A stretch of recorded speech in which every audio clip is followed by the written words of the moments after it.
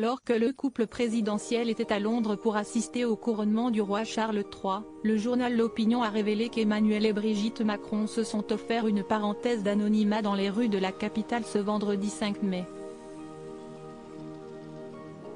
Après le dîner des chefs d'État organisé par le roi lui-même au palais de Buckingham, le locataire de l'Élysée et son épouse se sont octroyés une petite balade touristique sur le Mall, la grande avenue qui relie Trafalgar Square et le palais de Buckingham.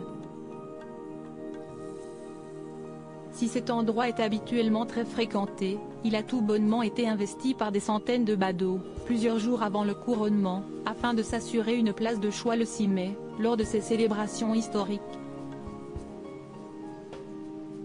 Contre toute attente, le président et la première dame de France ont pu paisiblement arpenter l'allée en toute discrétion.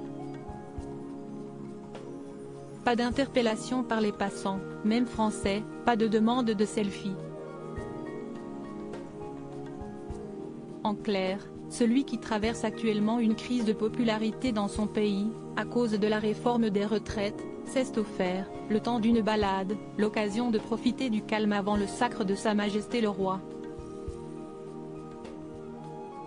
Brigitte et Emmanuel Macron, retour en images sur leur visite du chantier de la cathédrale Notre-Dame de Paris. D'invités de choix. Cet événement historique n'avait pas eu lieu depuis le sacre de la reine Elisabeth II, en 1953, et fait donc d'Emmanuel Macron, le premier président français de la Ve République à assister à un couronnement britannique. L'animateur Stéphane Bern a d'ailleurs souligné, si est rare qu'un président soit invité pour le couronnement d'un roi. Qui plus est, assis à une telle place. En effet, le couple présidentiel s'est vu attribuer un siège dans le coin des poètes, à savoir, à quelques mètres seulement des monarques.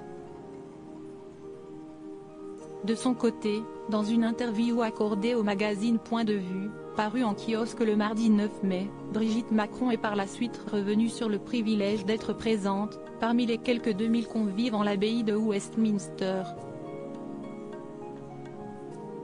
Et de confier ce qui a été l'événement le plus frappant de la journée: j'ai été particulièrement marqué par l'onction du souverain, au son de Zadok the Priest de Handel.